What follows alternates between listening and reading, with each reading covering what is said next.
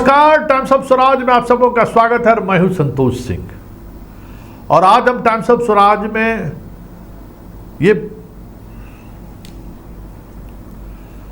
नमस्कार, times of Swaraj में आप सबों का स्वागत है। मैं हूं संतोष सिंह और आज हम टाइम्स ऑफ स्वराज में चर्चा कर रहे हैं, क्या वाकई 4 जून को कुछ अलग होने वाला है? क्या वाकई में 4 जून की मोदी की विदाई तय है? क्या वाकई में राहुल का प्रधानमंत्री बनना तय है? अब ये सवाल जोर पकड़ने लगा है।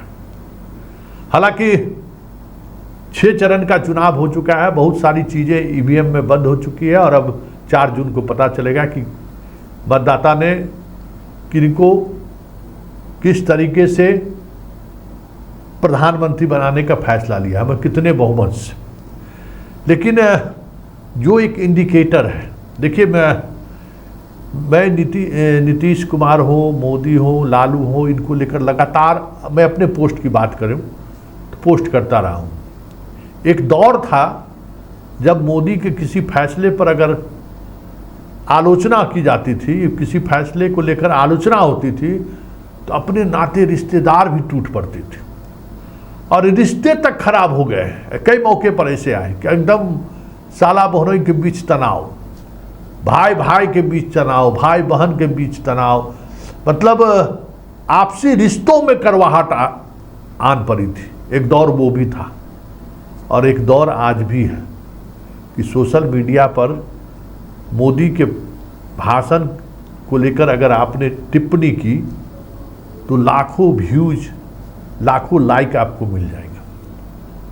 मोदी की किसी भाषण की अगर आपने प्रशंसा कर दी तो 1000 व्यूज मिल जाए तो बहुत बड़ी बात है। मैं अपना अनुभव भी बता रहा हूं। मैं अपने अनुभव के आधार पर ही मैंने ये सोचा कि भाई देखते हैं कि राहुल और मोदी का जो सोशल पेज है उस पेज की क्या स्थिति है। क्या सिर्फ हमारे जैसे यूट्यूबर्स के पेज पर ये देखने को मिल रही है या फिर मोदी और राहुल के पेज पर भी दिख रहा है?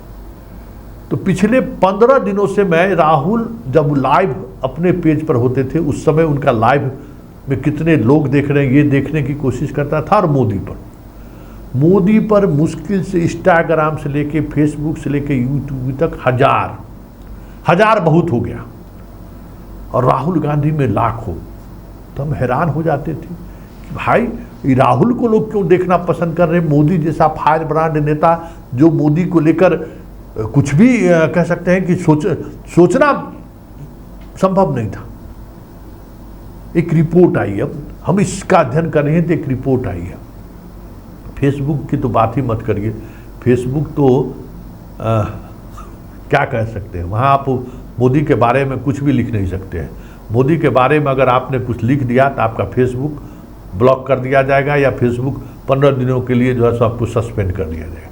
ये कई बार हम खुद व्यक्तिगत रूप से भुगते हैं। रीच ख़त्म कर देता है। जहाँ मोदी पर कोई खबर डाले रीच आपका ख़त्म। लेकिन यूट्यूब पर, इंस्टाग्राम पर देखिए, ये मोदी का है और ये राहुल का है। लाखों का नहीं करोड़ों का फर्क है, व्यूज में करोड़ों का फर्क है।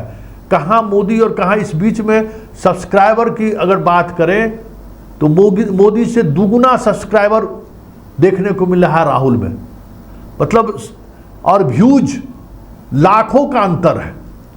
यही बात इंस्टाग्राम पर भी देखने को मिल रहा था, यही बात ट्विटर एक्स पर भी देखने को मिला है। तो क्या ये माना जाए सोशल मीडिया के ट्रेंड के सहारे कि मोदी की विदाई तय है? देखिए, विदाई तय हो या ना हो ये तो 4 जून को तय होगा, लेकिन इतना तय है कि सोशल मीडिया पर जिस तरीके से मोदी अनसोशल हुए हैं, मतलब अब मोदी के चाहने वाले लोगों की संख्या कम हुई है, तो वो भले प्रधानमंत्री बन जाए, 400 पार ले आए, लेकिन उनके लिए 2024 से लेकर 2029 का ताज यूं कहे तो कांटों भरा ताज होगा। और अब सवाल होगा सड़क से लेके संसद तक, अब सुनी कहीं नहीं दिखाई देगी आपको, क्योंकि सोशल मीडिया का ट्रेंड जता रहा है कि लोगों में आक्रोश बढ़ता जा रहा है।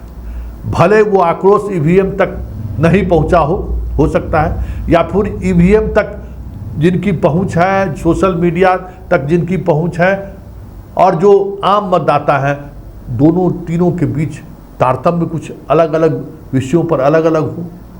कोई संविधान की रक्षा की बात कर रहा है, तो कोई लाभुक योजना के सहारे वोट कर रहा है, कोई बेरोजगारी को लेकर वोट कर रहा है, कोई अग्निवीर को लेकर वोट कर रहा है, तो कोई 5 किलो अनाज को लेकर वोट कर रहा है, कोई देश के अंदर जो कॉमनल माहौल बनाने की कोशिश लगातार प्रधानमंत्री के भाषणों के द्वारा या गृह मंत्री के भाषणों के द्वारा किया जा रहा है, उसको लेकर वोट करने जा रहे हैं। तो कोई किन्हीं को शौचालय मिला है, उसको लेकर वोट करने जा रहे हैं। तो इस देश में वोटर के बीच आपस में बड़ी खाई है। एक रोजी रोटी के लिए संघर्ष कर रहा है, दूसरे संवैधानिक इंस्टीट्यूशन कैसे बचा रहे, इसको लेकर संघर्ष कर रहा है। तो ये जो गैप है ना, इस गैप की वजह से भले ही परिणाम आपको बदलता हुआ दिख जाए, लेकिन सोशल मीडिया का ट्रेंड ये संकेत जरूर दे रहा है कि मोदी की वे सारी बातें, धारा 370, राम मंदिर, पीओके, जितनी भी बातें उन्होंने अपने भाषण के दौरान कही है, उसको लेकर देश का एक बड़ा हिस्सा खामोश है, या फिर इन्हें इनकी इन बातों को स्वीकार करने को तैयार नहीं।